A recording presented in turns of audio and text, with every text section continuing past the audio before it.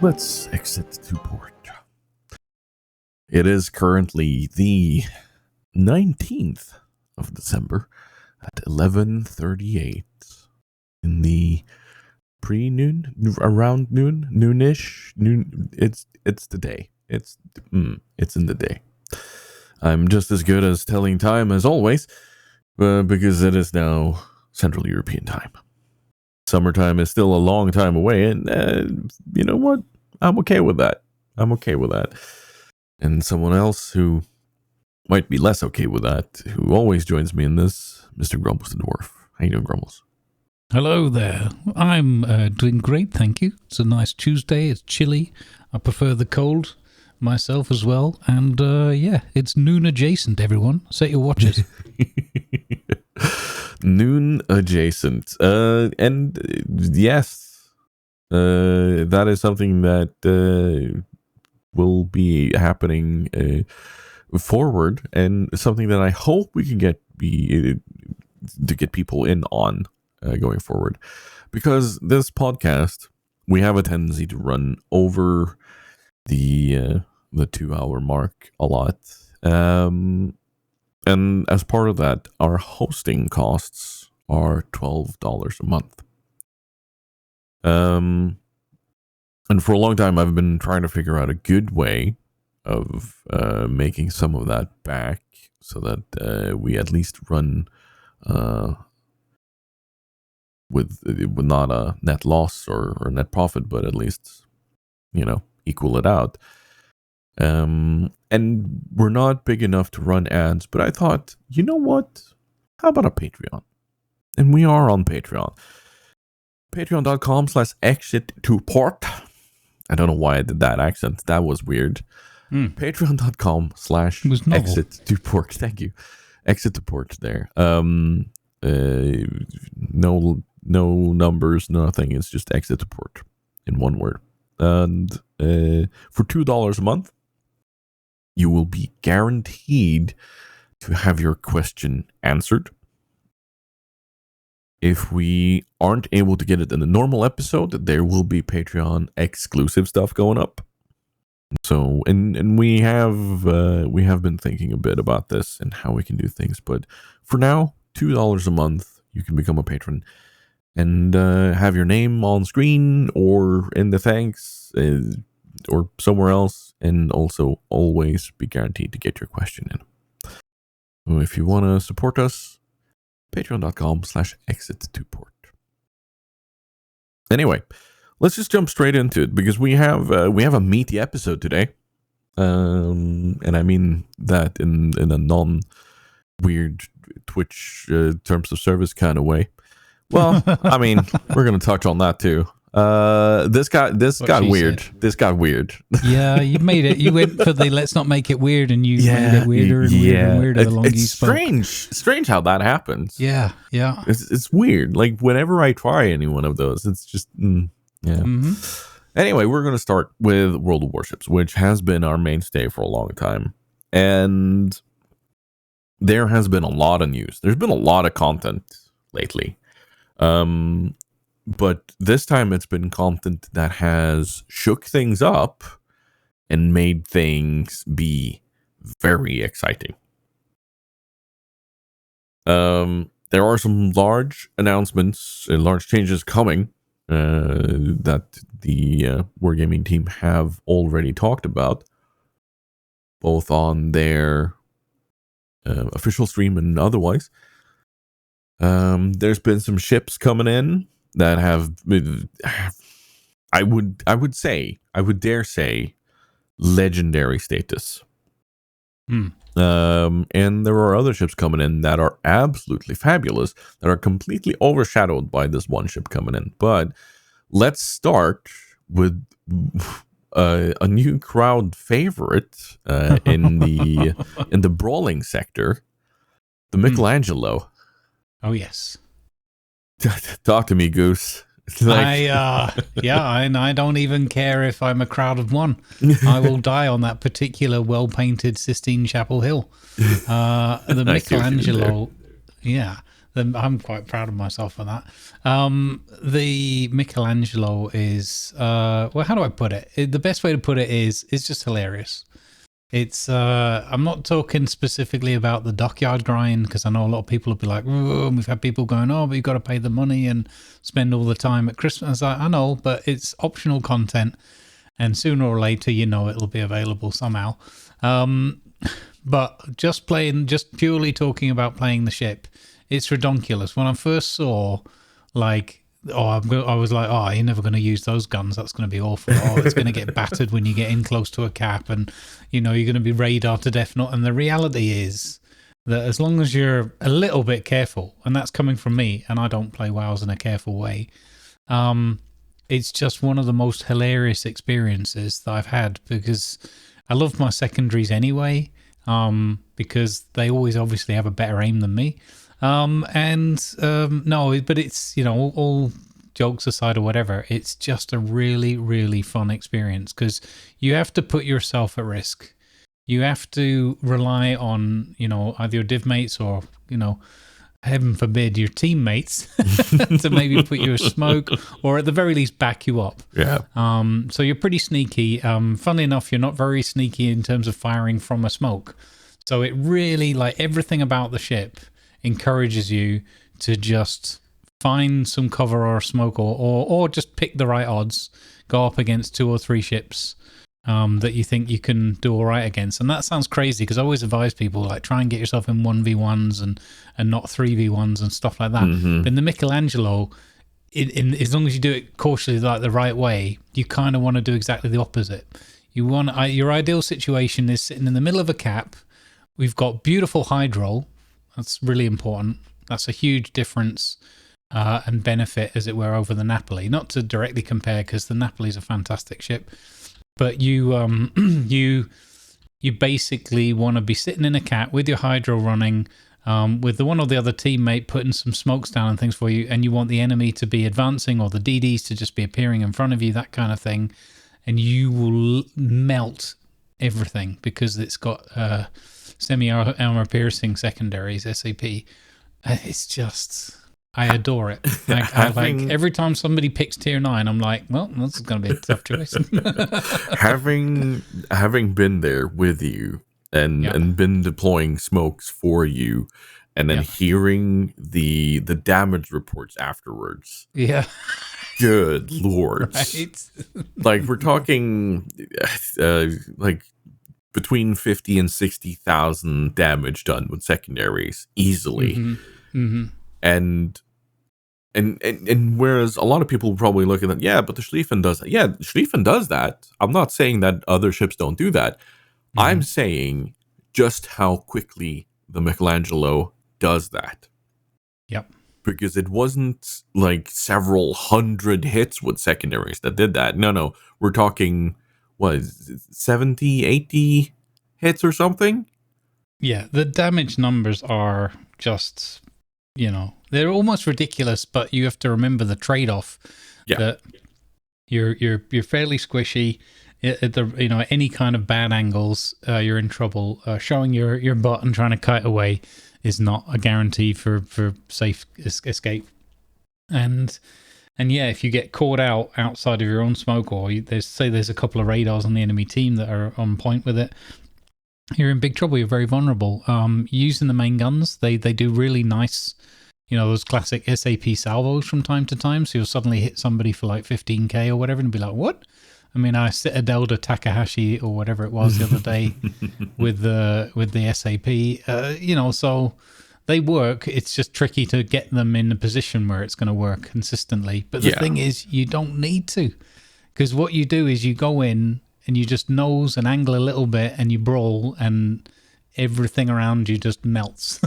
So for those who aren't familiar with it, the Michelangelo or Michelangelo, I don't know how to pronounce it. It doesn't matter. Mm-hmm. The weird thing about her is designed kind of like coastal defense ships, where her main battery is mid-ship. You don't have anything on your bow or your stern. You have 2 main battery cannons, or main battery turrets, with 4 cannons in each, I think. Yes. where the caliber is 300 and something, 305. Yeah. Can't remember, but they're midship, and they're fairly slow reload for that caliber, so they're at a weird angle to use. So this is why your secondaries really are going to slap, and I love the idea of something that gets you into the mix of things and gets you brawling and gets you kind of going, yeah, let's fight. And because if you don't have a good approach on that thing, you are gonna get melted. Mm-hmm. It's scary to watch just how quickly it'll eat up other ships. Mm-hmm. And I kind of want to try to pair her with something that can smoke reliably and often, and secondly with something I don't know, what else could you pair her with? Another one. I mean, yeah. I'm just thinking of something that can set fires and really make it hard for people to keep their health up. Yeah. Maybe something that has high explosive secondaries, like Schlieffen or something similar. Schroeder, maybe. Oh, could you imagine something like this, like a Sherman, a Schlieffen, and a Michelangelo? Oh God! So the three hydros. Sorry, the US smoke of the Sherman. Then you've got the exhaust smoke for when that runs out. I mean, the charging maneuvers you could make, where you like suddenly surprise, there's three of us here, not just one DD. Hello. Yeah.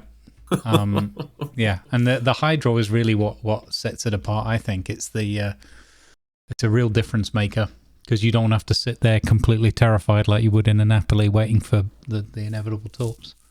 Yeah, that's kind of the thing that makes her shine a bit more. Mm-hmm. Like, don't get me wrong, Napoli is a good ship. She's fabulous, but she is missing a tiny bit of tools in the shape of either hydro. Napoli is so good and so consistent. If you gave her hydro, I think she'd be overpowered. Likely, yes. I will fully agree there. Yeah, if it was a decent hydro. But yeah, it's you really notice it on the Michelangelo, because what you lack in the smoke firing penalty of the Michelangelo, it's 11 kilometers normal detection with when you're not firing. Then it's 11.1 when you fire your guns in smoke. So you've got to manage it carefully, and she doesn't turn all that well, not as well as the Napoli. So you've got to have the rudder shift anyway to get any kind of turning out of it. So yeah, it's basically a ship where there are lots of compromises. They're fairly obvious when you play it. But for all the other reasons, the things that we've discussed, none of that detracts from the fact of how much hilarity ensues when you get in the positions. It's just so fun. She really does promote fun gameplay. She does. Yep. And Michelangelo she's the dockyard ship. Yes, she is. Yep. However, we do have another event, which is it's the Battle Pass. Let's just call it what it is. It's the Battle Pass, even though it's the Santa's house party or whatever they called it, where you do the normal quests of X amount of base XP and so on, and to advance. And there are some other events there, but in the Santa's party, you get the Scharnhorst and the Sturd 43, both of them. Both of those are excellent ships, by the way. Yeah.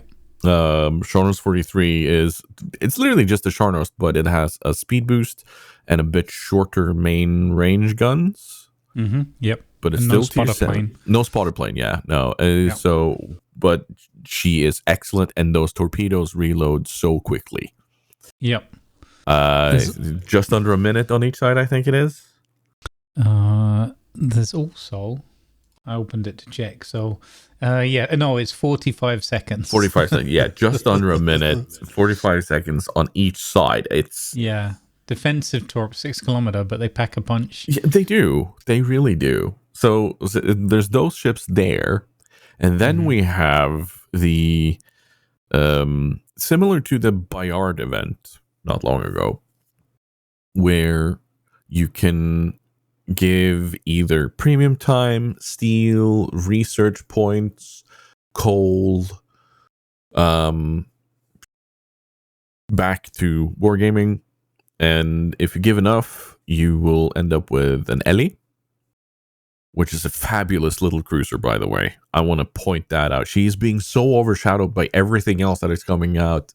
Because we as CCs, we actually got to test her and the duplex a while back, and in an event to figure out which one would be coming out for free or for a certain event and so on. And the duplex was fun, but the Ellie was even better. And she's being so overshadowed right now, but you can get her fairly easily. And then if you give a bit more, you get the what's the second ship? The Italian one, Caracelli or something. I'm trying to think of the name. Yeah, it's a cruiser which has 2 main guns, one forward and one aft, but with quadruple 152s. I haven't tested her myself, but Statsbloke, friend of the channel, friend of the podcast, he is very, very impressed by her. And then there's the British very heavy cruiser Defense, with torpedoes. She plays much like the Duncan and that line of cruisers, but she's really fun because she has the short fuse AP. And I was watching Mr. Plot Armor, Jurak yesterday. Oh boy. Oh, that thing can slap. But all of those, no matter how good they are being completely overshadowed by the return of the Kitakami. Kitakami is a Kuma hull, aka Tier 4 cruiser hull, but in a Tier 10 ship that launches 40 torpedoes per side? No. How much is it? Like, it's what? 5 launchers? Like, it's 5 launchers per side. Yeah, and they're 4 each, aren't they? Yeah, I think. It's just... It's a lot of torpedoes. It's a lot of torpedoes. This thing is with a fun. Massive caveat. Yeah, so normally all your torpedoes will load at the same time. They can't do that with the Kitakami. The Kitakami was actually taken out back in an alpha because she caused so much team damage. She caused more team damage and team kills than actual enemy damage. And she got replaced by the Atago, but she is now back. But now you reload 1 and 1 launcher at a time with roughly a minute reload time. So in terms of DPM, when it comes to her, she is half a Benham. If you launch every single time you have a launcher available, you are half a Benham in that one. However, what it does give you the option of is sailing along with one side and launching every time that comes up. And when those 5 minutes are up, Well, you turn around and you sail the other way, and then you have all your launchers on that side. And you might be wondering, why would I want to do that? Well, you have 2 sets of torpedoes. You have deep water torpedoes in the Asashio style, meaning you can only hit battleships and carriers. They go 20 kilometers. Or you can load the 12-kilometer normal torpedoes, and you can hit everything. And I kind of like that. I kind of like that style because it allows you to load torpedoes in kind of the way that you can switch ammo on your main guns. Mm-hmm. Did you get to test her? I did, but only very fleetingly, and I was like, this is odd. So I'm like, I'm a big citadel with loads of torpedoes on it that's like a badly concealed DD. Mm-hmm. And I found the experience a bit frustrating because there's a lot of wait time involved and just kind of moving and trying to sneak around the map and not get spotted. There's a lot of obviously 12-kilometer radars around and DDs with radars that are near you these days as well. So you feel very vulnerable the whole time. So it's a little bit like you're on the edge of your seat, except the actual game style is like hidden Shima. Like there's not a lot going on a lot of the time if you're doing it right. So, and then you've just got this wait time for all these torpedoes. So it's interesting. It's very niche.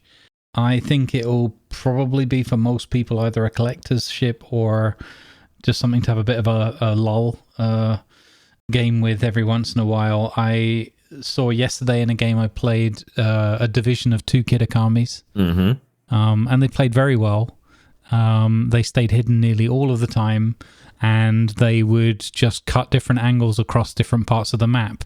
So there would just be a lot of synchronized torpedo releases crisscrossing over the map. We managed to best them, but it was tricky. And when you don't have ships that can like readily spot them a lot, then yeah, they're a pain.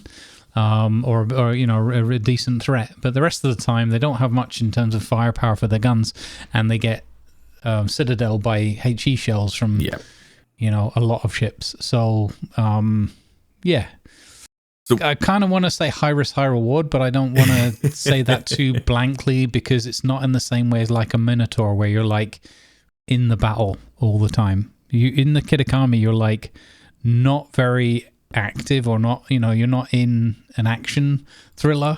You're in a I hope nobody ever spots me, and I just sit here for 20 minutes spitting out torps all over the map. So we tested it, me, Stats Bloke, and TC. We tested it with a full division of nothing but Kitakamis when she came out of NDA. This was sanctioned by Mr. Killerbin too, just so that's said. And it went kind of like we expected. On the flanks where we met battleships, the battleships couldn't do anything. Like, they couldn't push in, they couldn't provide support. But you're also ending up with 3 ships on one flank that have potentially very little game impact. So that means in any sort of situation where like 3 Shimas, like that can be so deadly. And because of the spotting, you have the ability to actually go elsewhere and spot and so on.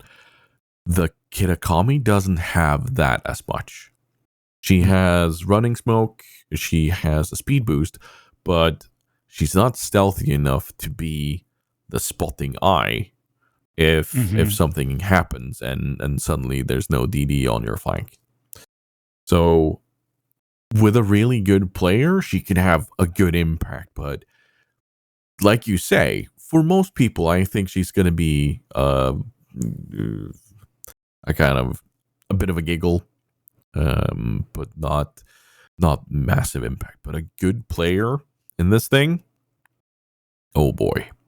Yeah. With a bit of coordination, it's potentially very scary, but I don't think she's going to have the massive impact that people were afraid of, mostly because of the way the torpedoes load.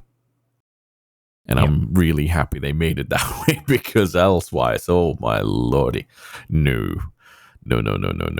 But I will say, I very much like the idea of being able to switch torps like that, torp type, and have different effects on them, because it allows for more dynamic play with your destroyer or whatever has torpedoes. So I hope we see more of that in the future. So yeah, there's that. But this is my urge to everyone to go out and check out the Ellie, check out the Ferruccio, check out the Defense, the Scharners 43, the Stuart 43, the Michelangelo. Check out all of those. And don't worry too much about the Kitakami. Yeah, exactly. And so don't blow all your resources on the Kitakami unless you're absolutely determined, or you've got so many resources that it doesn't matter. Like that's the thing with this event, and a lot of people are kind of, oh, why are they doing it this way and not just direct sell? Because the Kitakami and the legendary status she holds with a lot of us players that have played for a long time, it's meant for us in a kind of way. It's meant for us who sit there on a lot of resources to draw out all that code, to draw out all those research points and so on. I know people, like, maybe not the best example, but Chrysanthos on stream, on the official stream, first through 970 out of his 4,000 and something premium days at this. And then he spent the rest pretty much on coal and other things, and got the entire Kitakami with camo. So there's another part there. Like, if you go into the event, you can just get a camo for or two, and you know that if someone has that camo, that's super lot of resources going into that. But it is a resource sink. That's what this is. And I know the game has been accused of being pay to win several times. I don't think this is a pay to win ship. Like, you pay to win it, but it's not a guaranteed win unless you're like super Unicum torpedo player, by all means. But even then, if you have something rushing this thing down, like if you have a destroyer or something with radar, as soon as you can pinpoint this, you have the ability to rush it down. Yeah. And you will destroy it. So, yeah. But that's enough of those. Let's talk about other things that destroy you. Subs and carriers. Why, yes. I need to try to remain calm and not get worked up about the subs and carriers right now. But let's start out by adjusting our microphone and just kind of lean on the desk and go, this has been a long time coming. And what are we looking forward to, Grumbles? How much have you read in the statement that came out? I've just kind of skimmed through it. I think that so firstly, these are sort of prototype things that they're testing and trying out. So these are announcements of potential future changes. So there's an announcement of an intention to change, and some things are nearer term than others. Some stuff I think was even like February or something. And they're trying to, essentially, they're trying to bring some additional balance to both the CV and the subclass. The main attention for the CVs seems to be around spotting of done by aircraft, because that feeling of being perma-spotted, I know it's some people's biggest bugbear in the game. Yep. And they are attempting to address this by having aircraft sort of fly in two different modes, a traveling mode and an attack mode, where during the traveling mode they can zip about a lot quicker and get to their destination, but they won't have the spotting capability as such. And then they will come down in height, so they'll be at high altitude, basically, getting to their target quicker.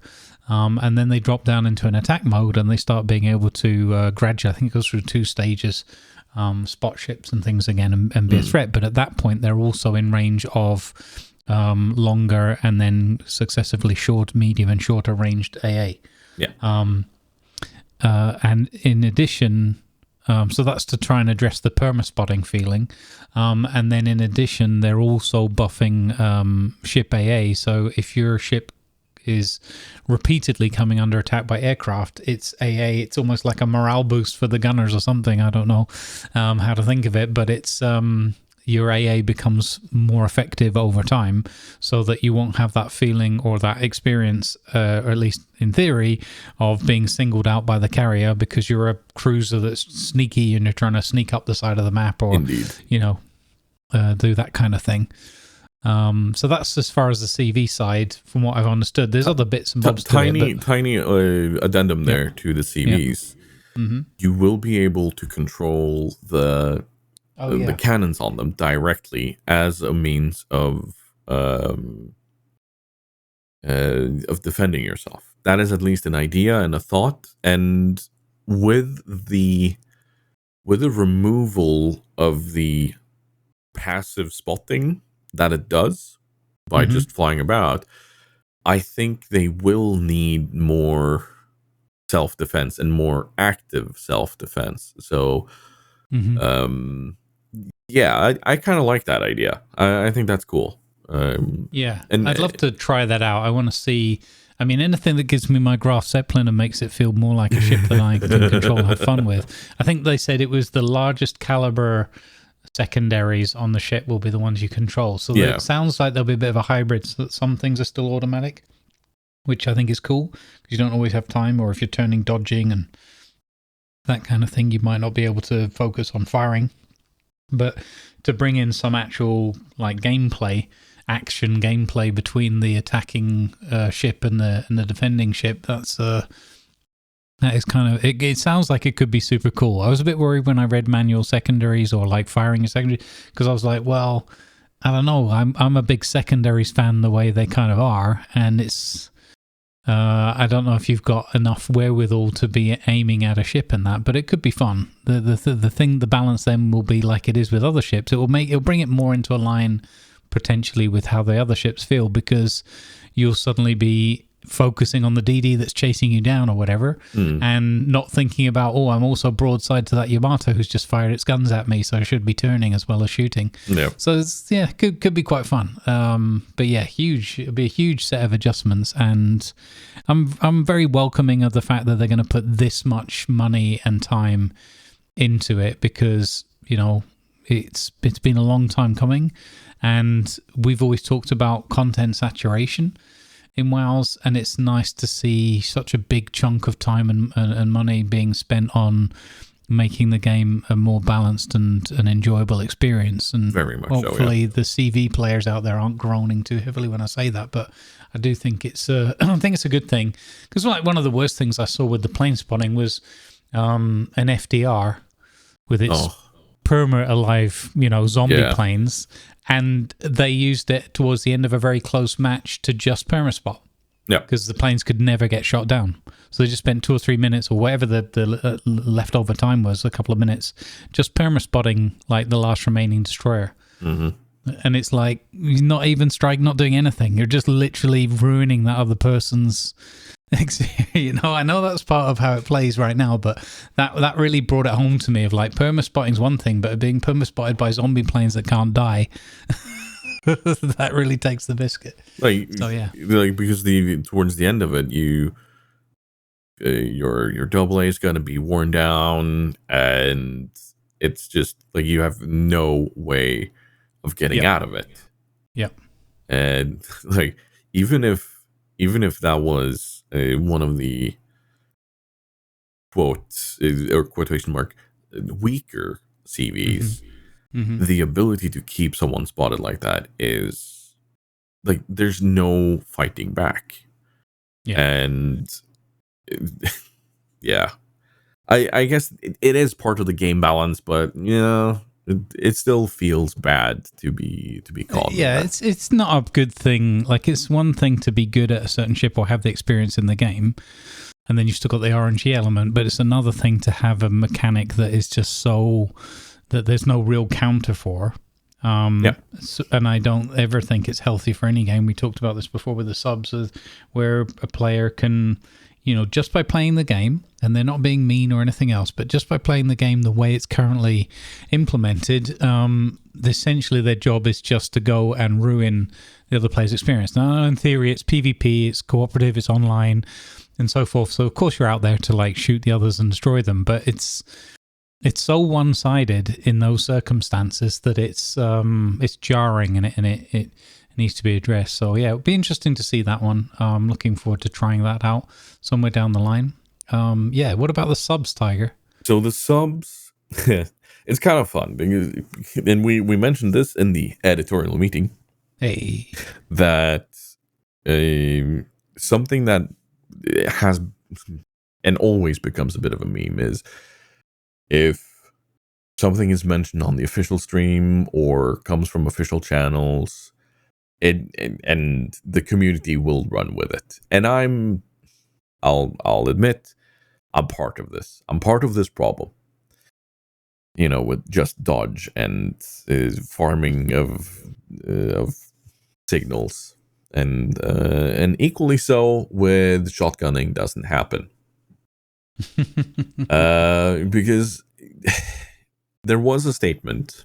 I shouldn't call it a statement, but there has been something coming from Wargaming in saying that shotgunning isn't that big of a problem. It doesn't happen that often. Meanwhile, us who have been playing this, and I'm not saying that they don't play. They do. They do play their own game. But with this change that is upcoming to how torpedoes work on subs, they are addressing that. And then they are pretty much just talking directly to the elephant in the room, which is shotgunning. And one of the changes that they are proposing and going to be playing around with is that the speed of the torpedoes will be variable. And by that, I mean that they will start out slow and they will pick up speed as they go. So they don't exit the sub at the highest speed that they can. Meaning in close, in a shotgun kind of encounter, you will have more time to dodge or to get closer or to react to the situation. How well this will work, I don't know. I guess we'll just have to see. But yeah, it's I don't know quite what to hope for or say in regards to the change to the subs, but it's big. It's big. They were I mostly focused on the carriers for that part. I'll admit, but the subs are also going to be subject to change. So so I guess part of the question here is to the community. What do they think about these things? Leave a comment, please. Yeah, go for it. Did you have anything else you wanted to add on top of that? Only side notes. I think there was some of the cruiser lines, the German and Italian cruisers are getting airborne anti-submarine. which is a good thing instead of depth charges. But I didn't go through the stuff in too much detail. What I'm looking forward to hearing about, and hopefully will come along with it, will be an improvement generally to the ASW planes. So I think they should do it in ranges of tiers, but probably something like 8 kilometer range ASW planes for everything sort of tier 6 and 7, and then maybe like 9 or 10 kilometers for tier 8, 9, or tier 8, and then it should be like 11, 12 kilometers or something for the big guns, because it's really one of those things that's also really irritating and incredibly frustrating to take something like a Napoli at tier 10 and see that its airstrike is like 8 kilometers. Right, when you're up against tier 10 submarines, it's no. And the poorest of them all, the Massachusetts with its 5 kilometers, because it's got secondaries. It's like, no. How often are you going to see a tier 8 submarine, let alone tier 10 you're against? At 5 kilometers? They basically messed up at that point. So, hopefully I didn't see anything in it, but I didn't go through the article with a fine-tooth comb. I'd love to see that standardized, with reasonable ranges for tier, especially for the tier, 8, 9, 10 or whatever, the ones where you're seeing a lot of these top end submarines. You need to have at least a chance with a counter. Not that the planes are brilliant because of the location mechanic, but anyway, yeah. So yeah, looking forward to it, because, as I say, I really welcome Wargaming investing money and also communicating with us in advance that they're doing these things. I think that's good. Definitely. No matter what people's reaction might be in certain circles, they could just not do anything. They could. They could literally just sit and just await and see what happens. But yeah, I know there's also going to be some changes to the consumables on subs, because of the way that they interact with surface ships. However, we will link to the article. Yeah. And we urge people to go read about it there, what's upcoming. So, mind you, there is no date on this, and these are thought of changes.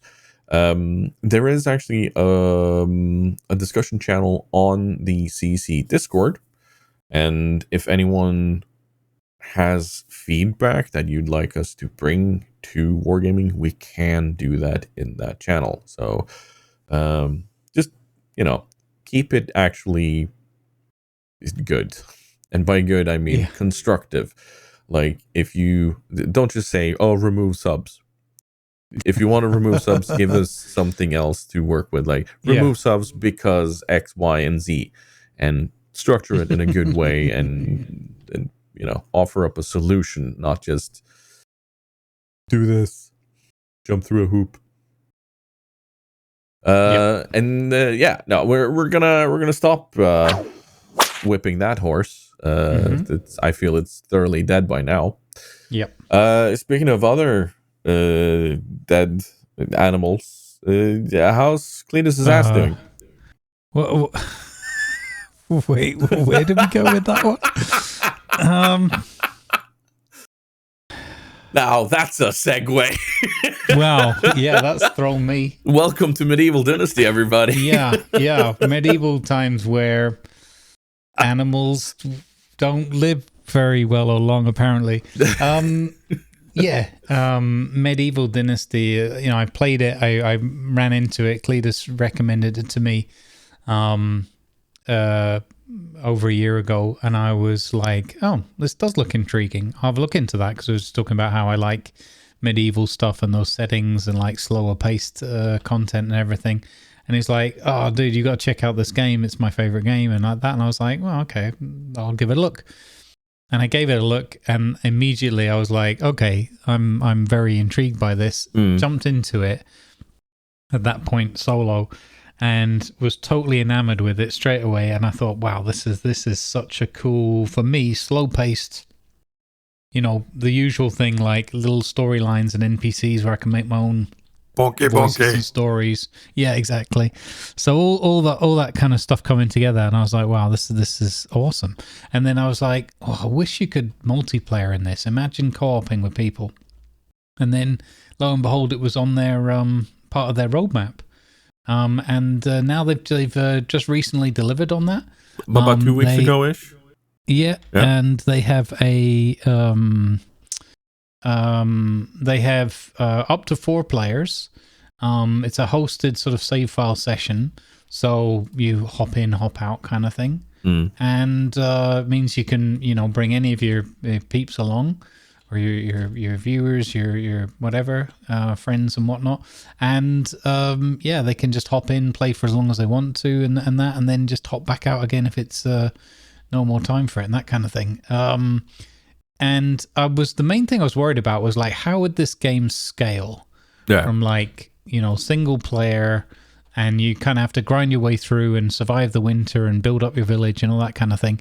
And it's just fantastic. They've done such a good job with the scaling that I'm almost, not to give discredit, or I don't mean this in any critical way of Torplets, because they seem very engaged and very fun group, but I was like, wow, they've done such a good job, because we've had loads of people with us for a whole bunch of days and hours over the last 3 weeks or so, back and forth, and you just like, dare I say it, even with Cleader and the gang and the nerds who are like, I'm not gonna say min-maxers, but they're definitely looking for like, how can we do things really efficiently, how can we get all the things and get to the end game kind of approach, and even they were like, okay, well, we can't get donkeys yet. We can't do all these crops yet. We can't, we can't unlock this other thing because that's way off and stuff. And it's like, that just showed me how good the scaling is, because those guys, when they go at it, they're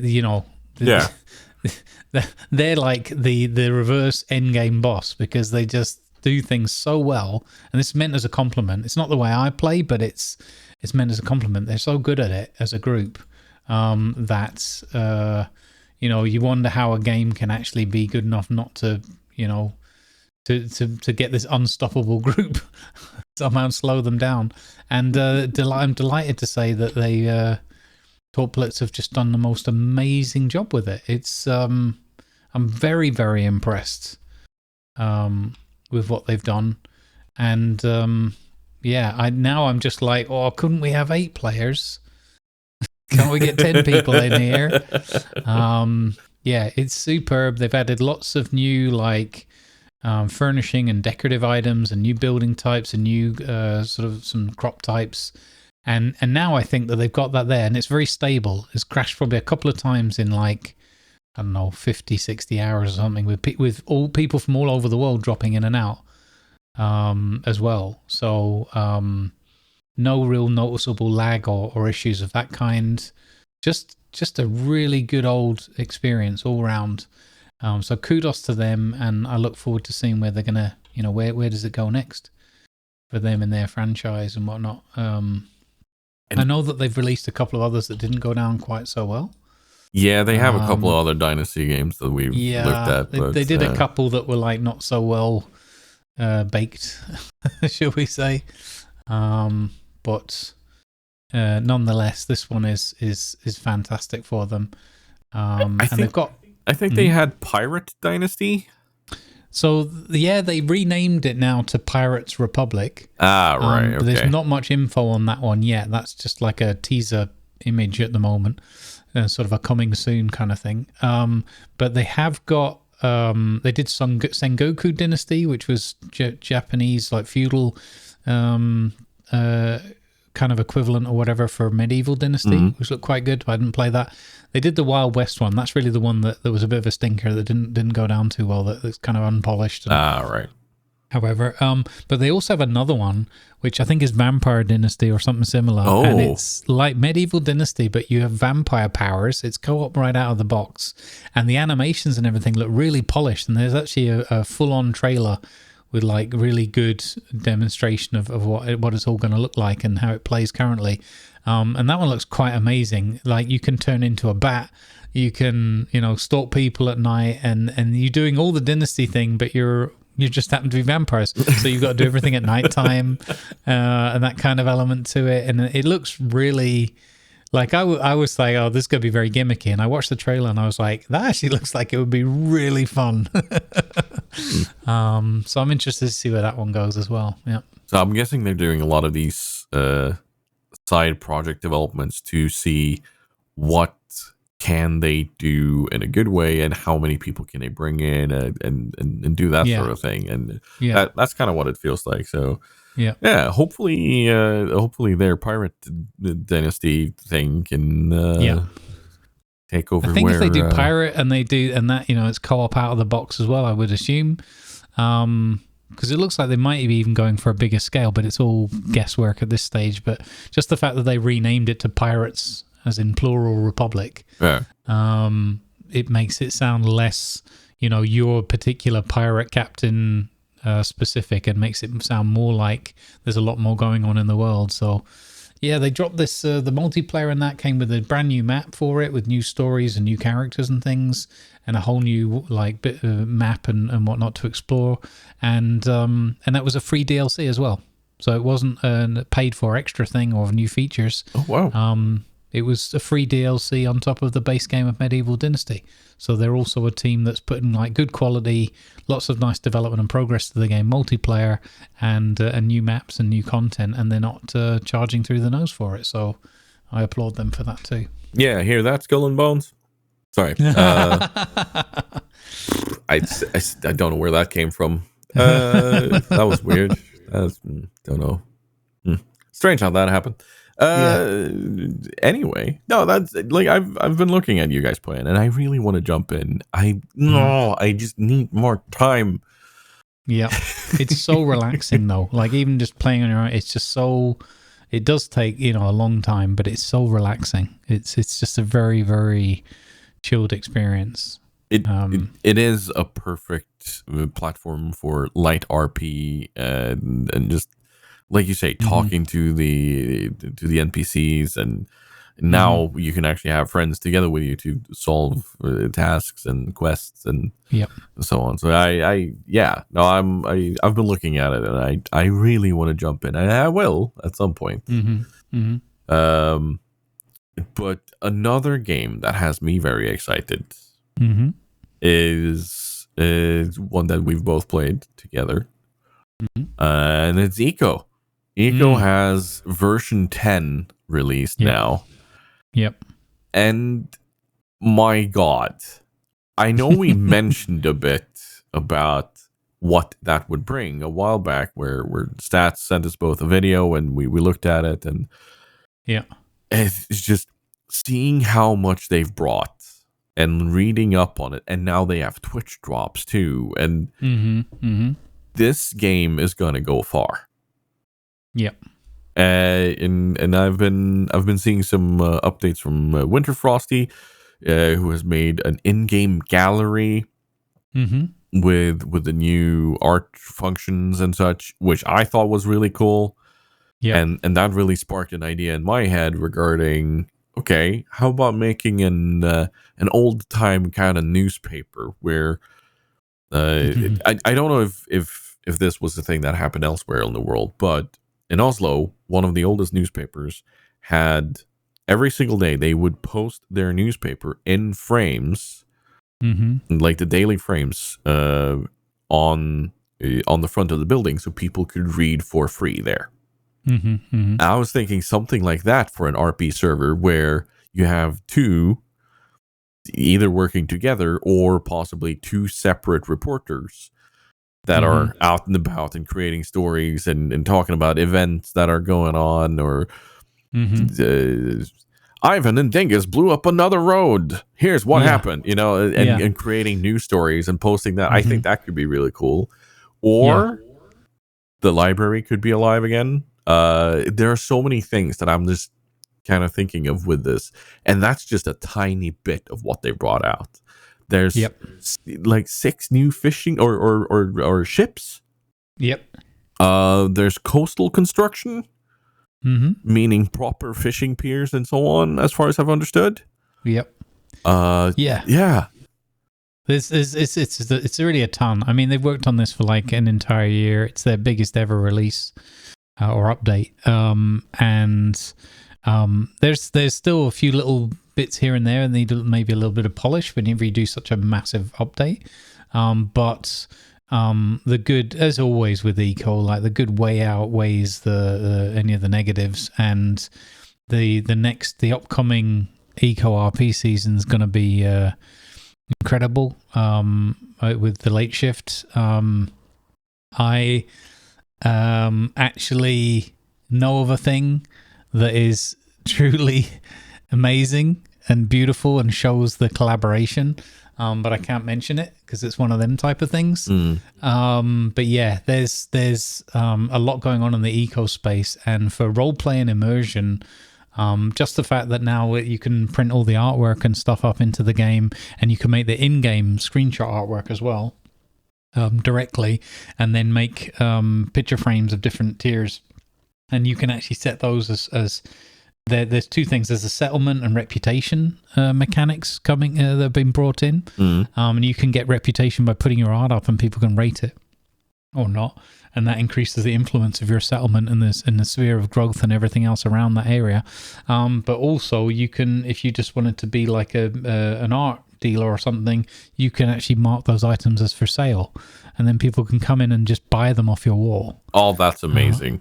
Yeah, and it like puts the art in their pocket or whatever, and I think the frame as well. So yeah, lots of things that still need to explore that we only looked at it for a couple of days, just sort of messing around and trying the new building pieces and stuff like that. But yeah, it's, fishing piers, trawlers. I'm very excited about the new barge boats. So they've changed it so that the deep water areas have got a like ocean floor kind of thing, and in those zones you can't build anymore, so no more of these transatlantic bridges. Oh, that's good. You have to use barges, and there's a wooden barge earlier game and then the industrial one later on, and there's a few little bits where the animations are a bit slightly off and things like that, but overall it works quite well as a first iteration, and the team is incredibly engaged with their community, it's just a joy to behold seeing how that thing's developing. I'm really looking forward to the next RP season, and Stats' vacation too at some point later in the year. I hope he's going to be able to do that, because I really enjoy that event, and I'll be honest, my self-esteem and my own kind of belief in myself just takes a nosedive whenever I look at the late shift eco guys, and I'm like, oh, I'm never gonna get in there. I don't dare. Well, that's silly. Yeah, I know, because I know I could easily be a good role in there and actually have fun and contribute, especially now with the fishing boats. I want to be a fisherman. I want to go out there and fish and provide. I could be the northern Norwegian fisherman that kind of arrives in the world, and I'll try to help people by providing fish. I could go all out with my northern Norwegian English accent. And do it. There's that part, or Bazanar could make his way in. he could find his way in and be in search of his friend Ivan. What? No, it's and that's not even mentioning the amazing face tracking that they've implemented too. Yes. I think you had it on one day when you were just mucking about, because suddenly I saw your character scratch its own face. Yep. Yeah. So I was you like, scratch hold your on. beard or something. Did that. Grumbles just now scratch his face? I'm like, because it looked like you were actually like it looked like he was doing it in the way that you would, because I know your mannerisms after watching you quite a lot. Yeah. And then suddenly, well, look at that. Yep. No, they've implemented it really well. So again, I think there'll be a few little enhancements over time, but to say that they've managed that on whatever their budget is compared to say Star Citizen, where it's rubbish, is really impressive what they've done. So coming from like a simple little like education package or whatever and turning it into this amazing fully fledged and it's very community oriented and community driven game.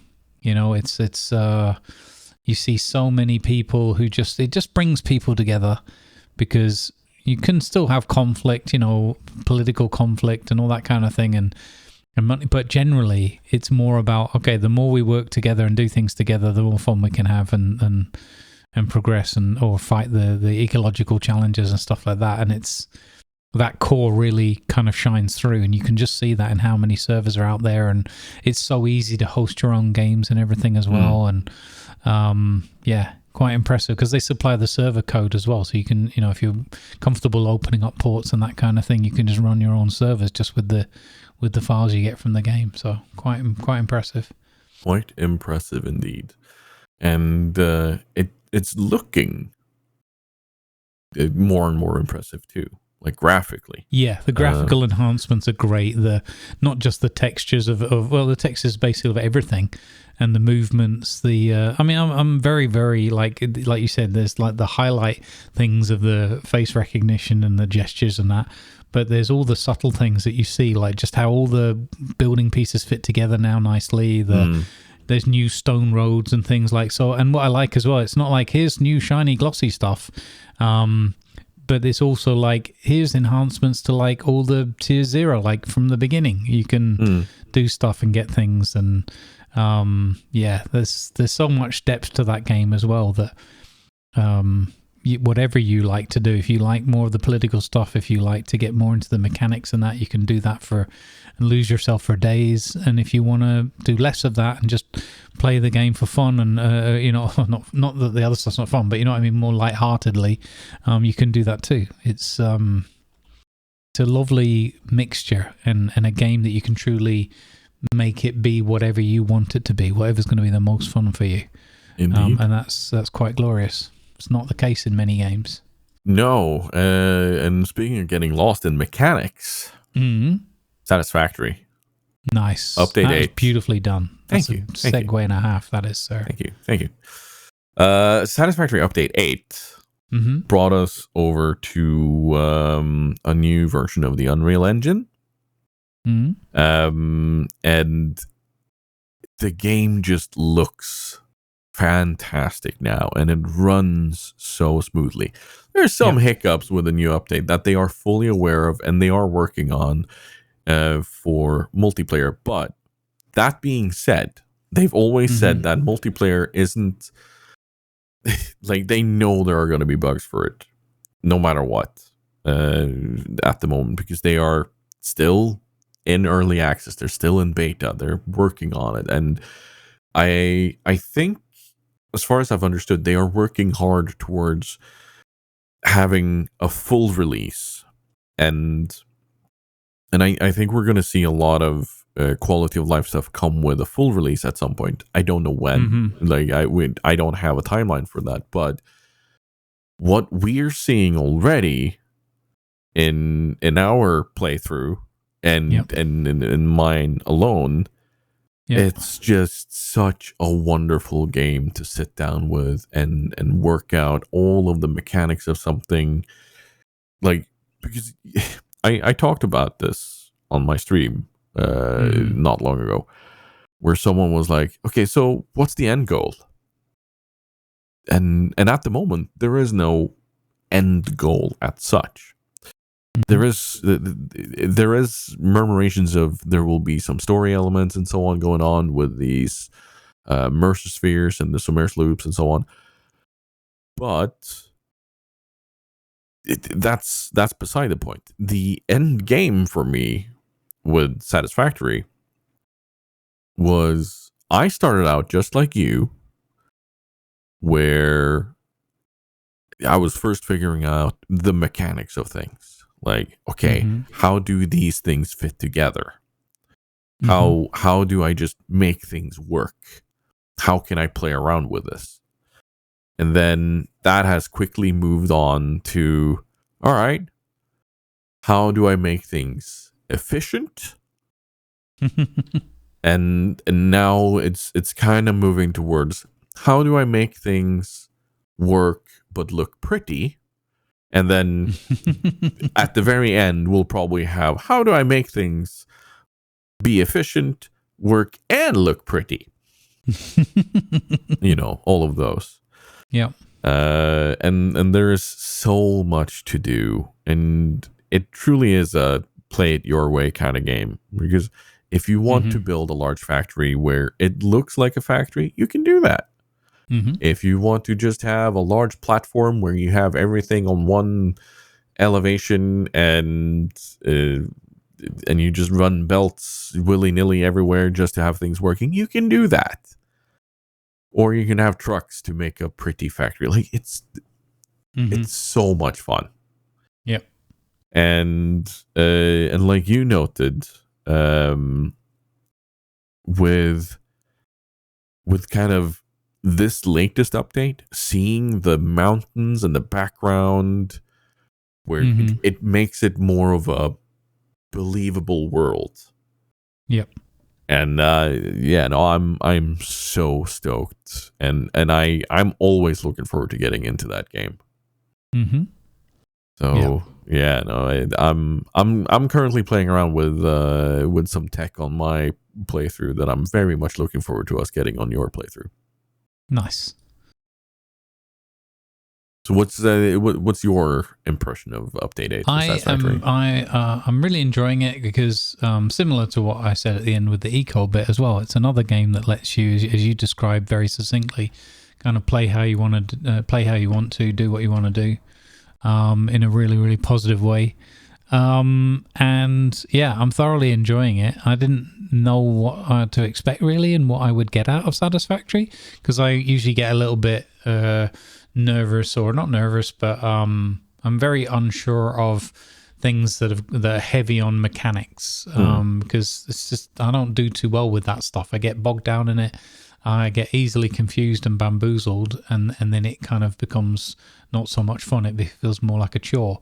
But the way Satisfactory is in reality is it's got all of those elements, but they are not stopping you from doing whatever you want and just playing it at your own way and having a blast with it. So and I think we're showing that off really effectively as well in the kind of shared mindset of like, let's go and have fun in here and do whatever we want to do, but you're more diligent and sort of mathematical, as it were, structured approach to it, and my let's build a racetrack and do silly things and fall off the sides of roads that are too small and all the rest of it. It just gels even in the same world. It doesn't clash. It's just, yeah, we can do all of that all the time. It's like, what do you mean you can do all of that all the time? Yeah, no, you can just do all of those things, but surely you have to do the one or the other. No, you just do whatever you want. So I'm having a blast with it, and the graphical updates and that, and the new or the features that I'm sort of seeing over time are quite stunning actually, and it puts a certain dinosaur related game somewhat to shame, because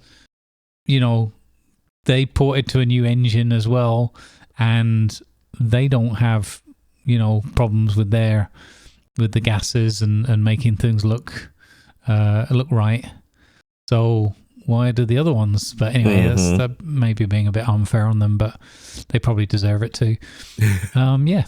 So just having an absolute blast, getting way more out of it than I thought I would. Not in any way meant as some sort of criticism, but the reality was I don't think that was kind of how I play games typically, so I wasn't sure if it would work for me at all. And the reality is it really does.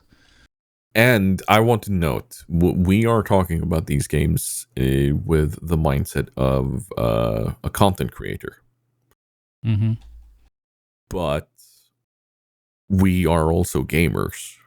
in that sense. Like we do play the games to have fun in them. We wouldn't be streaming a game that we don't enjoy. Mm-hmm. So or create content from it, because so far it's a YouTube exclusive for you. And well, I do stream some of it from time to time, but it's there's a reason why I sit down and play it off stream too, because I'm not afraid of doing something that'll people be like, oh, I missed this. No, it's I do whatever, and then I just catch people up and show it off, and then I go do something else, you know. Mm-hmm.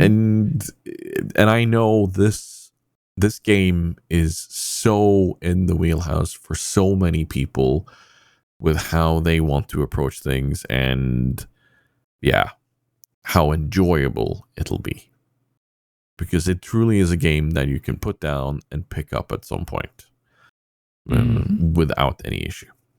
Yep. Got a heck of a lot going for it. Oh yeah. Definitely does. So it's going to be exciting to watch their journey forward too. Mm-hmm. Speaking of journeys, Twitch recap is out. Yay! So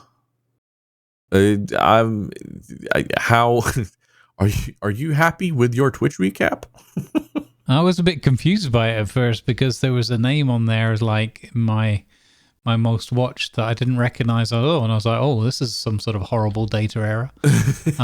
But actually it just turned out that one of the channels that I was viewing had changed name. So I was like, who the heck is it? What's this all about? I've never heard of this person. It's like, no, they just changed their Twitch handle. Okay. So yeah, it was interesting. I get more enjoyment from looking at the viewers kind of thing, and like what people have been up to, what they've been enjoying, especially which emotes people have been using, and just seeing the good vibes, which is just all about positivity and supporting one another, and that kind of thing, and just seeing the good vibes heart everywhere really warms my own heart. And it's really interesting to see what things people have been getting up to, what things people have been enjoying over the course of the year. It's nice. It puts things into a bit of a different perspective when you see it on the scale like that of a whole year. I'm not going to go through my entire one, but as a viewer, as a streamer, as a viewer, I was on Twitch 365 days last year, apparently. My top categories, and nobody was surprised, is travel and outdoors, because I'm always on Live from the North. World of Warships, War Thunder, Just Chatting, and would you look at that, Atlas. I blame you for that one. And my top used emote is Grumbles Lull. There you go. I love using that. That's great. It's so good. I love seeing it.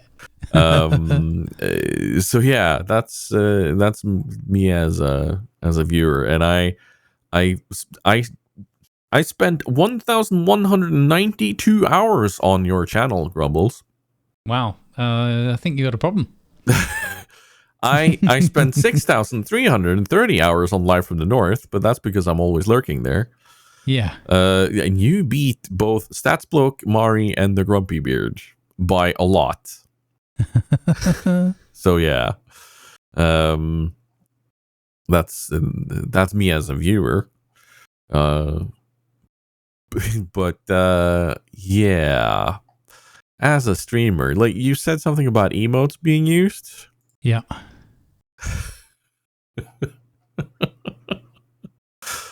Yeah. There's a certain dance and oh hi there emote being used a lot for me. Yeah. There you go. I know my mod love one is being used a lot, but that's because I have an automatic thing that where people thank the mods, it gets used by the bot. So I'm not really counting that. Okay. But yeah. Yeah, I'm looking at my the mods that are being used, and I'll tell you what, the one that does actually give me a cheeky little smile is seeing the well met one with the raised hand. I wasn't sure if that would be taken up when we first put it in, but putting it like as a follower emote and that, and then they made the follower emotes actually follow you on Twitch and everything. So seeing that being used over 10,000 times is really a nice feeling. But the good vibes is the one that is in there the most, and I know we use that on raids. I know I use that also in some bot commands and everything, but it's like way ahead, so it must be genuine use as well. So yeah, 13,559 times. That must be 69 in the meanwhile. Yeah, so it's pretty cool. It's nice to see. Where's the thing I pressed to see the viewers? That's up top. Or I think maybe at the bottom too. Oh yeah, it's at the bottom as well. Yeah. So I watched 1,930 hours, but I'm not like an avid like Twitch because I spend so many hours on. Yeah. that I don't always get to do. I think a lot of my viewing time is with you guys on the Fridays. Probably. Where is it? Categories: ships, Red Dead Redemption 2, makers and crafting. Hula. Yeah. Atlas, funnily enough, and War Thunder, which surprised me a little bit. I don't know what I'm watching on War Thunder, but anyway, Wingling. Could be, yeah. Oh, that's it. I probably blame Wing for sim sessions, yeah. Emotional for these top emotes. Looks like I'm guilty of using my own emotes a lot. Where is it? I mean, why not use them? Yeah. So, yeah, you two are my top watch channel, you and Grumpy, because of Fridays. Damien, thereafter.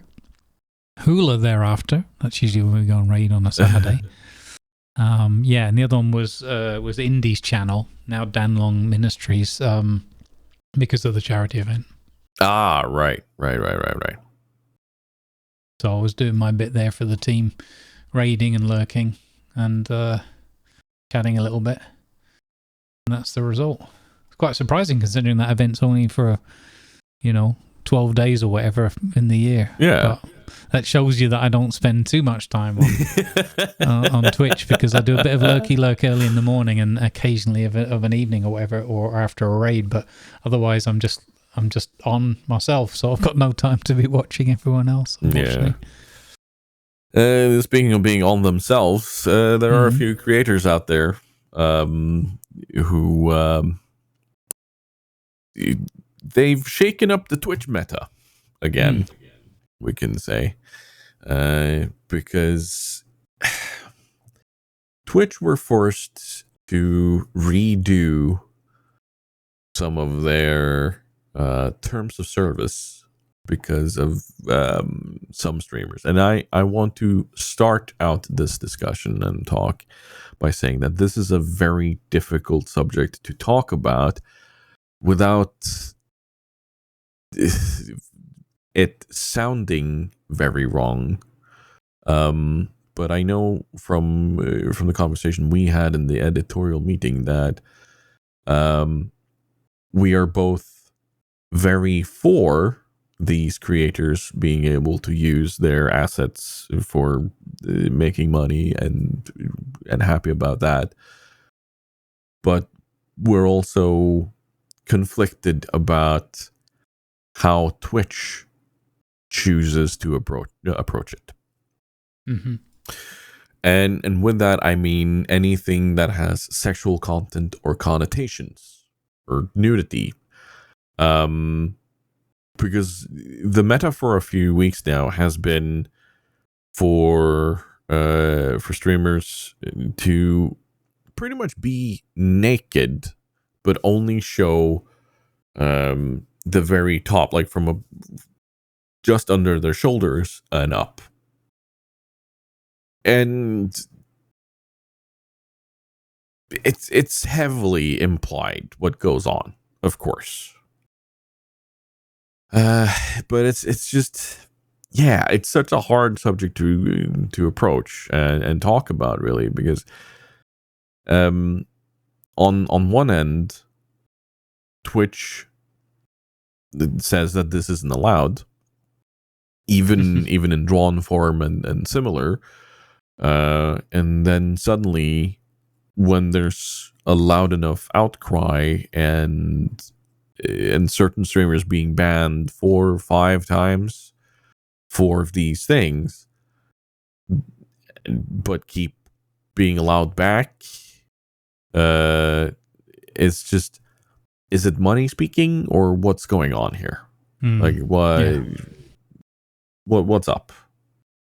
I think it's money speaking, because just the fact that even with their own new guidelines and whatever, they also added the new classification category tags or whatever that you have to use in certain circumstances. And immediately on day one, it was like, you're not going to go on the front page if you've got these tags assigned, and people would have those tags assigned, but they were doing big, popular, sponsored streams, so they were put on the front page anyway. So is it a rule, or is it a rule for some and not for everyone? And unfortunately, this is a repeating pattern with Twitch. For all the good stuff they do, there's always these little things in the background that they add on as well that I'm not really a big fan of. And I just, if you want, I know they're called guidelines, but it's related to bans and bannable offences as well. So they're more like rules. And if you're going to have rules, then everyone's got to abide by the rules. Otherwise, I mean, it's a very public thing. It's entertainment. It's on the internet. It's accessible to, most of the people. I think you've got to be consistent on that. And if you start making exceptions, then it has for me anyway, a very demoralizing effect, I think, on kind of everyone else. It's like, well, if you're in the top 1%, you can kind of get away with a load of stuff. And if you're not, well, bad luck. It's quite literally tough titties. Yeah. And as for the content itself, as for the content itself, I just think that the internet is full of like what I would call flesh tone content, and I have no problem if that's what people want to do. That's what people want to watch, as long as it's like legal and people are being treated fairly and everything else, and consenting and all that kind of stuff.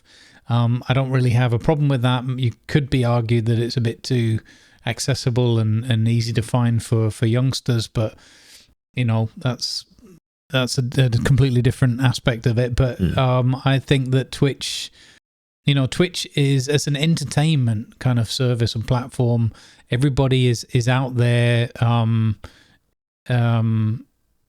trying to do the, hey, look, shiny, like come do this thing. This is what sets me out, or whatever. This is what makes the difference. And it's a lot of work and mental energy and things that go into all of that, and being consistent and whatnot. And I think that it is, I don't think it's a good direction to add sort of this flesh tone, adult themed, adult oriented content into this entertainment mix, because there are so many pitfalls. There are so many, slip ups or whatever, things that can go wrong, or that then have to be judged and managed. And there's a lot of time and money that would go into that as well. And then, these dubious maybe decisions that are made about bans and unbanning, and how many times would you get banned? And what if you were a smaller streamer and you got banned? Would you get the 5 chances? Or, like Tiger said before, it's just the money talking. So I think that it's a bit like with the gambling thing. I think there's so much opportunity out there that, and during the editorial meeting, you made a point where it's like they could do something like powered by Twitch or another sub-site or whatever, using their tech and their platform, but just separate it off, so it's easier for parental control matters, it's easier for legal issues, it's easier for sort of ban resolution and supporting. And if that ends up making a lot of revenue, cool, but don't put that on your headline kind of entertainment service, because it's a fact of human nature, the whole skin tone thing, and what our brains are kind of wired to be drawn towards, and everything. You're just putting lots of clickbait on there. You could argue, well, it's all clickbait, but I just think there is a line somewhere where it goes into a more adult-oriented direction, and that stuff doesn't need to be on Twitch, or at least not on the main channel, in my opinion. But maybe I'm an old fuddy-duddy. I don't know. I just feel like another thought that just hit me is that a lot of Twitch's movements towards revenue these days is ad-based. And first, to be on Twitch, you need to be 13 years or older. There is no other age gating going on. There is no further, yes, I'm 18, in order to reach certain channels that play games that are rated for 18 and up. Yeah. So as soon as you're on the platform, you can access everything. Which means, as someone who provides entertainment, I would love to be able to say, please age gate my content even further. I want people to have confirmed that they are old enough to be on my channel, because I talk about a lot of topics that are potentially an issue. That being said, from an ad revenue point of it, if I was someone who regularly, I can't even speak suddenly, regularly provided ads to Twitch, like I bought ad time on Twitch, my products, I'm not sure if I would, like, some would probably not have an issue with it being over naked or nudity or whatever, but other products might not be okay with that. And suddenly they say, okay, if there's no diversification of this and there's no separation of this, I'm just going to withdraw. And that hits all the streamers, not just certain ones. Like, Twitch probably has ways of doing that in the background, but if they move that sort of content to a different platform, they can use all the hardware, they can use all their stuff, but it needs to be separated. Then suddenly you have the subs, you have the you call them tits there by all means instead of bits. I don't know. Like, it's suddenly, I think you're going to see a revenue there without necessarily running for ads. Because being subscribed, like, there are so many ways you can gate the content for creators if you want to. That isn't necessarily good for Twitch as a platform, but could work for that sort of entertainment. So yeah, I'm just, I want to see Twitch succeed and be an inclusive platform for as many as possible. But as you're saying, there's already so many sites out there that do that. But yeah, I'm thinking that Twitch might want a foot in the market there. But yeah, I opened up with, it's hard to broach the subject. It is. Yeah. So yeah, but we both firmly believe in content creators being able to express themselves legally and in a civil way, to, however they want, and that's not what we're challenging. I just think that it doesn't feel intuitively to me like the right place to put all of that other content for a lot of the reasons that you've mentioned. It's and a lot of advertisers are very, very sensitive And it doesn't take a lot for people to say, you know what? No, we're not into that at all. And that already hits creators in a hidden way that we don't see about what games you play. Versus what advertisers will or won't advertise on those games, like the mature rated ones. For example, if I played Conan for a whole year, there would probably be an impact to my ad revenue, and I might not recognize what's going on. It's like, oh, that's because it's rated for the blood and gore, and this list of, probably a lot of our premium advertisers don't advertise on that content. So on that game. So just a silly example. So when you think about the real impact to the creators as well as the platform overall and its health and economical status, I don't think it's a gamble that's worth it. They'd have to have some huge guaranteed money. And if they have big guaranteed money or good big potential revenue in those areas, as you said as well, why not just separate it off somewhere? Twitch After Dark, tad.tv. There you go. Done. There's your marketing, Twitch. Yeah, no, I'm completely in agreement, and there are many ways of making revenue. There are, like, they already have bits, and they're running Bitmas now, or Bitmas. Yeah. Is this Bitmas or Bitmas? I don't know if it's actually called that, but that's what Baron called it. So I just saw that in one of his tweets, and I thought, I like that, Bitmas. Yeah. So, where they're giving bonus bits for bit amounts, 300 and above. And I've seen that a few times on my channel the other day. It's very cool. It is a very nice thing. It's a kind of a continuation of their September thing. Yeah. And I love that. And that's, like, it makes people buy the same amount of bits. It gives a tiny bit extra to the creator, but it's still more revenue to Twitch, because Twitch still get revenue from people buying bits. They, like, as soon as you buy bits, Twitch already get their cut. And yeah, like, you might say that happens also with subs, by all means, but it's right there.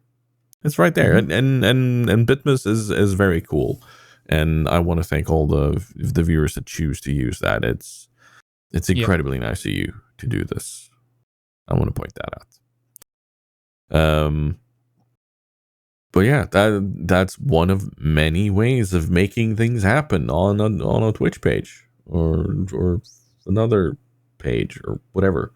Yeah, it sort of caught me off guard when it happened, because it just happened, and then suddenly there were bits, I think, from Hula, and then there was another TTS afterwards saying Twitch added so many bits to that, and I was like, wait, what's that? I wasn't too sure if I liked the whole you get a TTS as well, but that's not their fault. It was just interesting, and I wasn't expecting it, but yeah, don't really mind it, of course. Yeah, my alerts went nuts, of course. And I had a sensory issue where I was like, okay, we're just gonna have to sit here and just let this happen, because who am I to say no, don't give me money? It's like, let's be fair, I need the money. but still, it's one of those things where because of how I've set up my alerts, and Twitch chose to send it as a separate bit amount. Yeah, I'm like, okay. That's what I mean. It would have been nice if, I don't know if that's technically possible, but it would have been nice if they had just added their bit, so you got the original TTS message for the person that wanted it, rather than another slightly distracting message, even if it's standardized. It would have been nice if it had been all piled together, and then it makes the person feel better as well. It could be that if they added it to the amount that the person already gave, that counts towards those bit badges or such. I don't know. Don't know. Some sort of weird technical challenge in the background, I guess. But yeah, speaking of weird technical issues in the background, Eco RP. It's not easy to put up, but that brings us to Know your role. I don't really want to use that intro. It's so bad. No, I would have missed it if you hadn't done it. I'm like, wait, where was the trumpet? Yeah. Know your role. It's the segment where we talk about, knowing your role.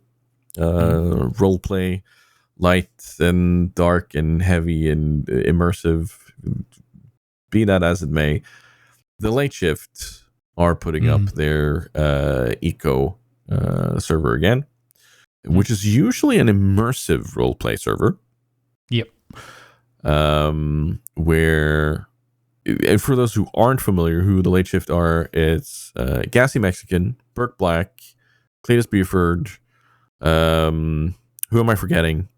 Cream, yes, and a few others. They are OGs on Twitch, all of them.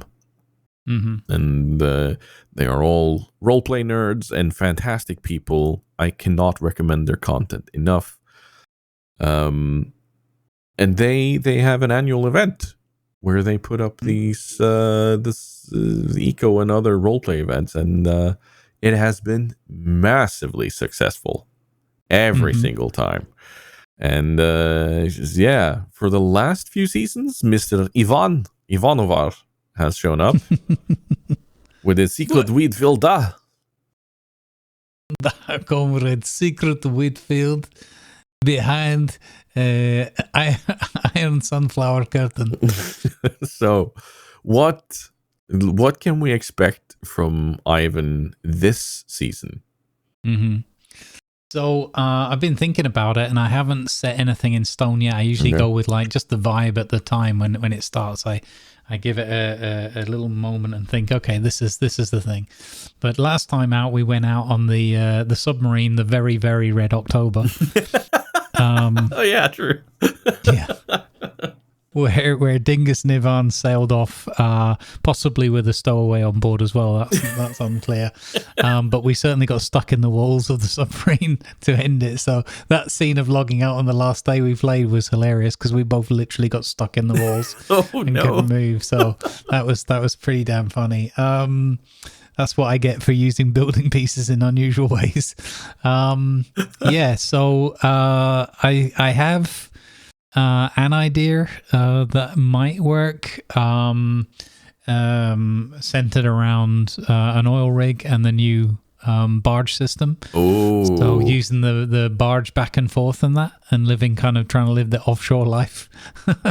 But we'll see. It's going to depend like what the map looks like, what the setting is. I don't know what the admin and the TLS team are going to throw at us this time. Like, is there a goal or and I'm very eager to see what they come up with in terms of the settlements and how, because I know they like some friendly rivalry is a kind of like a trigger for lots of the RP. So I'm pretty sure we're going to see some kind of like, Gassy and Cletus and Burke and Cream in different parts. I don't think they'd have a settlement each, but I could easily see 2 settlements and things kind of kicking off in that regard.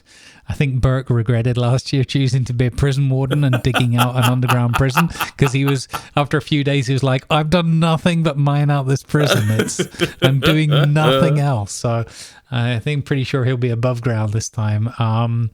We're just going to see what the state of the world is and everything. So I'm really looking forward to the new art stuff. There's all the new features and things that we talked about earlier. We were talking about eco in general. They just, go into their own tenfold in terms of excitement and entertainment value when you get into the immersive roleplay. So I'm looking forward to a lot of the shenanigans. We got a lot of friends and folks that we know that want to hopefully hop on there and play along with us as well. Mr. Cringer was excited to come and play a couple of days just to test out the new features and kind of remember how to play eco so that we're ready to go in a few weeks time. And I don't know exactly the dates, we don't know yet, but there was a bit of talk about, well, it doesn't seem to be not too much of a plan and all that going on. But as I mentioned earlier, and I can't speak in any detail on, I saw some things earlier today which are they're just super off the charts exciting and fun, and they involve the late shift, and therefore I know it's happening. That's all I can say. So here's a question for you, the creator, Yvonne. Is it possible that Yvonne has just misunderstood living off the grid as living offshore? I mean, that's entirely a possibility, yeah. Yeah, I mean, that's a kind of an Yvonne thing. It would be like, yeah, I want to try a different way to live. I'm living off the grid, how you say? And they're like, no, you're just off the coast right there. We can see you. You literally have power lines running across to the mainland to get power. And no, off grid. Yeah, so quite possibly. That would be the kind of thing where he'd build a bit of road or a parking lot nearby that was like grid shaped and say, see, there's grid and I'm off grid. You can see grid over here from platform. I am not on grid. That's Ivan in a nutshell, though. Yeah, that's the kind of silliness that I want to get up to. So there's new tailoring mechanics where flax is a new ingredient and a very important one. So there's possibly we might go a little bit in that direction, or we might do some flax field, and you can only imagine the kind of stuff with the misinterpretation and misuse of words and phrases and thing. If we're doing a lot of stuff with flax with Yvonne, I'm pretty sure there can be some moments where we're just falling off our chairs laughing. And as always, I go into all of these things hoping that you don't. Well, I guess I kind of do it deliberately, but I like those moments where you accidentally break each other and it's really hard and you have to fight to stay in character, or you just have to walk off kind of crying or muttering to yourself or something because you can't take it anymore. And there's always those moments, and I'm looking forward to seeing which ones of those we can have. I think we learned a lot of lessons last time with the voice and that as well. And honestly, the voice from the little testing and stuff we did seemed to be working really smoothly. It did. Only in small scale, not with lots of people around them and that, so I'm sure it'll get a bit worse or a bit more challenging, but it seemed to be very solid. And as you said earlier, the graphical updates, the gestures, the facial recognition. Oh, and also the fact that the avatars can look very distinct from one another now. Yes. With the different clothing and hairstyles and all that kind of stuff is fantastic, because finally people can...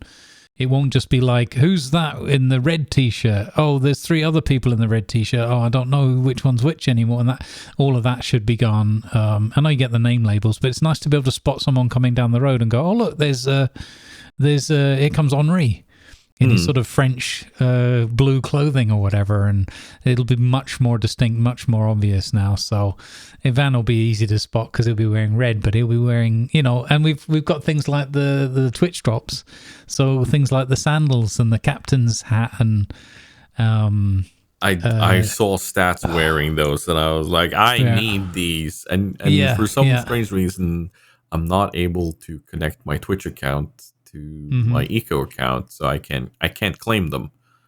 But on my Eco account, it says that it's connected. So it's like, I want these things. Come on. So if it says it's connected, their advice was don't disconnect it or try to reconnect it. The thing on Twitch where it says connect, just ignore that. That's just some anomaly that should disappear over time. But actually, mine still shows it. But I've managed to claim mine. And they did appear, but they appeared like 24 hours later. Okay. So you might find if you go back into the game now, you get the little void spiral down in the bottom right. I think they need to find a better way of handling the drops. It should be a bit of a pop-up. Oh, I might need to go into the game. Yeah, because I've just tried claiming them. I haven't actually popped into the game. No, you have to you have to pick them up in the game. Right. Okay. And then they're good to go. So they go in that little void spiral thing down near the mini-map thing. So... I can't wait for the next RP season. I think that as fun and brilliant as they've all been, I think last year's one was a bit tricky with the setup, and they learned a lot from that. And I'm expecting this year to be a lot more like, I think we'll throw everyone into the world and go. I think they went a bit too involved with this whole prison start and so on, or the underground bunker. I think that was a bit too.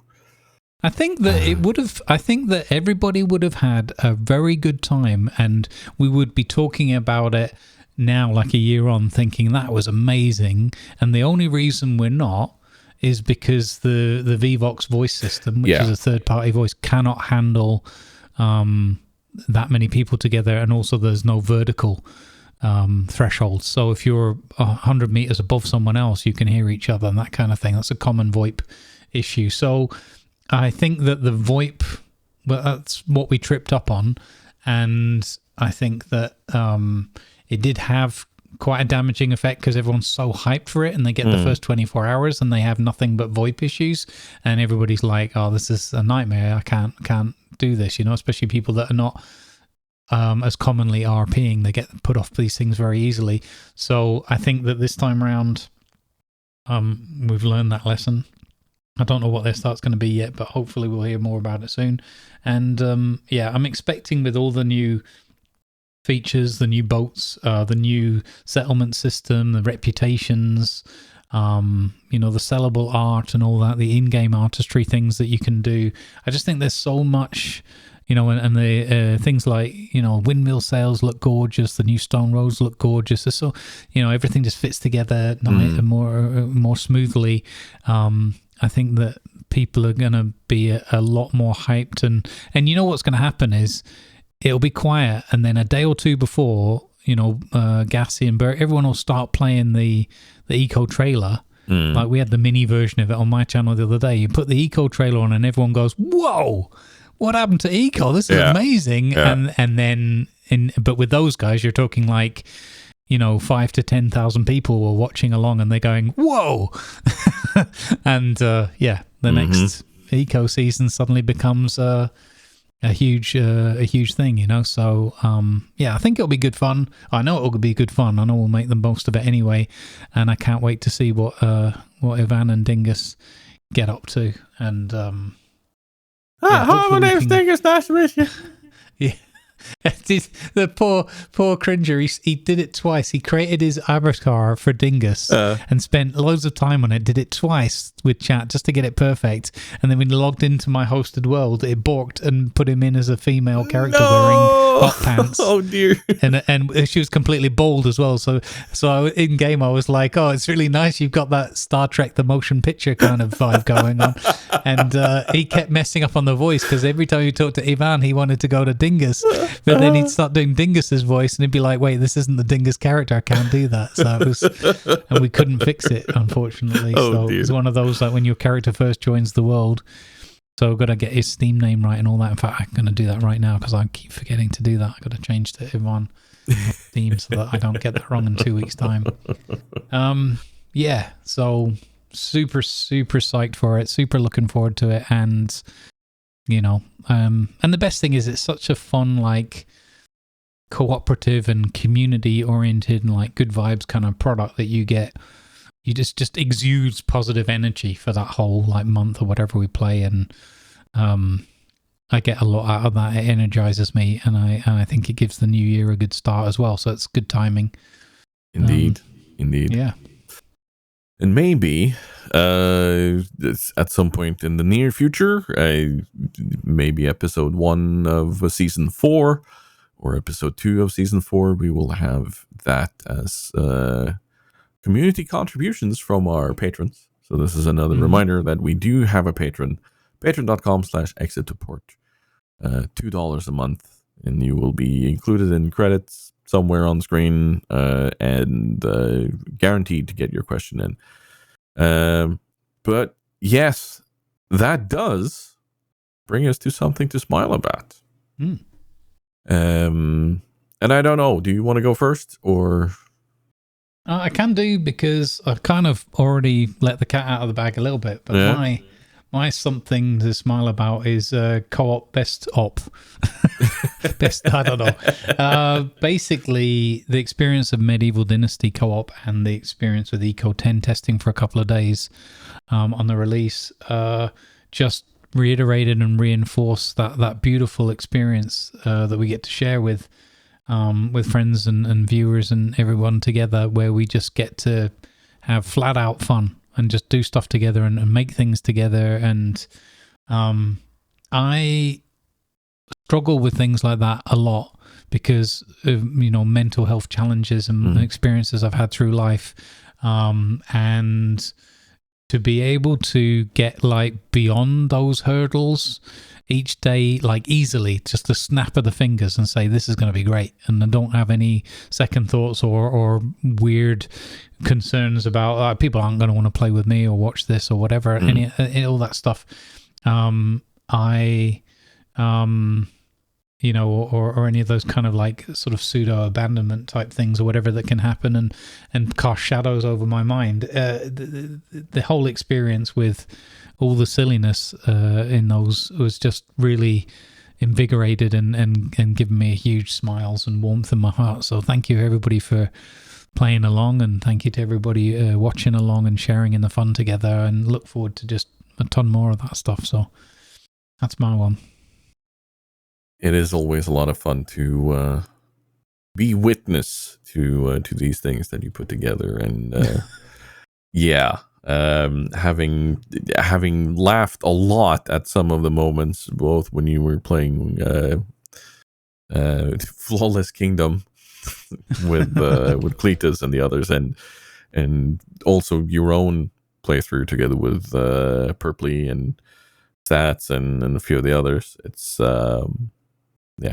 it is definitely something to smile about. That's how simple it is. Mine is very straightforward, and it starts with my annoyance over my own 3D printer.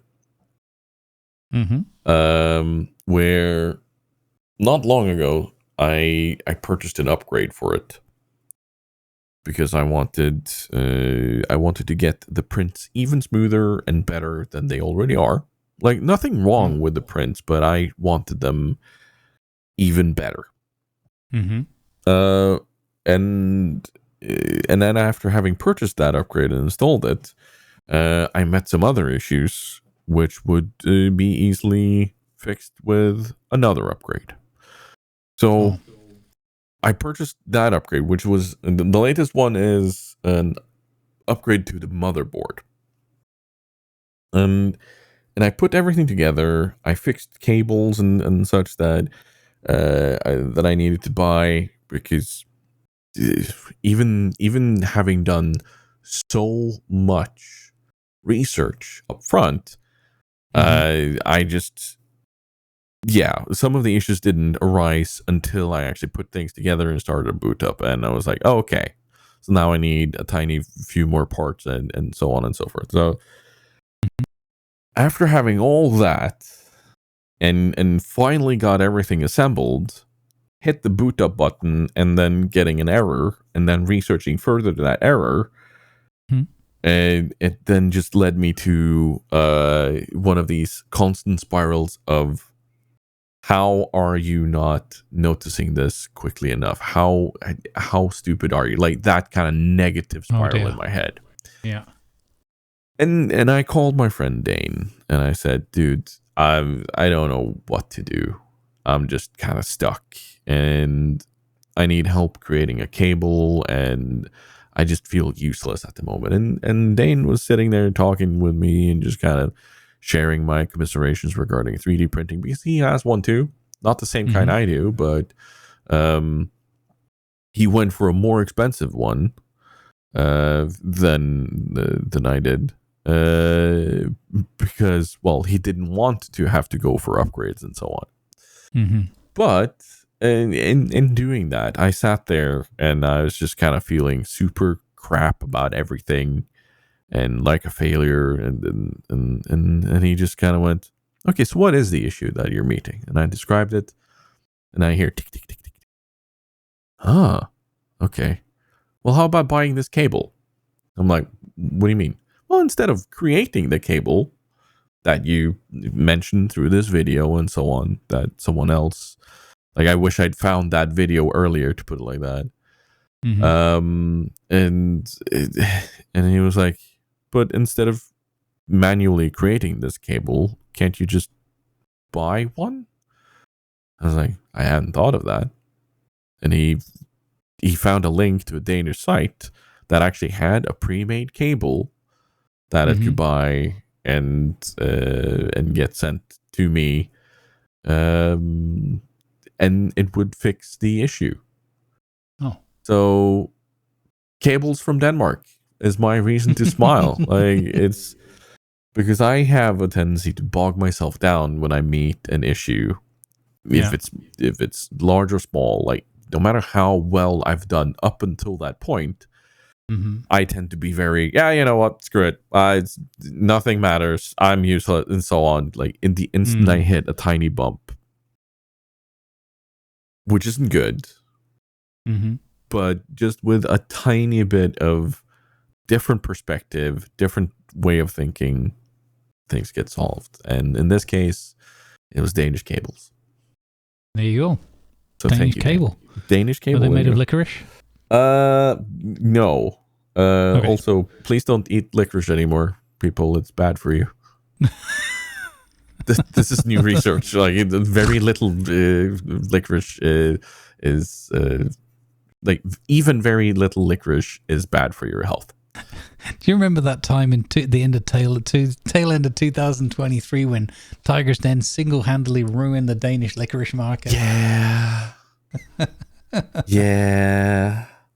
Let's not worry about that.